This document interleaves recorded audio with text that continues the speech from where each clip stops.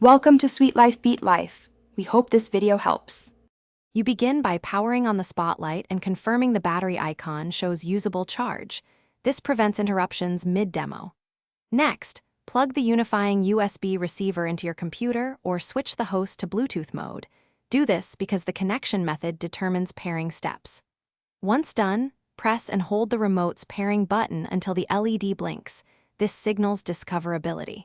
You should see a flashing indicator. Wait for the host to acknowledge the device before proceeding to control tests and pointer calibration. Once the device is paired, open the Logitech Spotlight app. This lets you update firmware and customize actions, which is important for reliability and feature access. You'll assign the pointer, highlight, and gesture behaviors in the app, then set timing and sensitivity so the pointer feels natural. Adjusting these explains why some movements felt off. After configuring, test each gesture in a sample slide deck. Press, hold, and swipe to confirm mapping. If gestures lag, reduce sensitivity or toggle Bluetooth versus unifying receiver and retest. To finish, calibrate the pointer range and set wake timers to prevent timeouts during your talk. This ensures the spotlight behaves predictably at distance.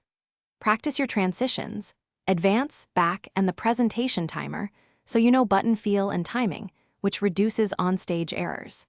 If the remote becomes unresponsive, first retry pairing and confirm the host's Bluetooth is enabled, then swap the unifying receiver or replace batteries as needed. Doing these quick checks resolves most connection failures without interrupting your session.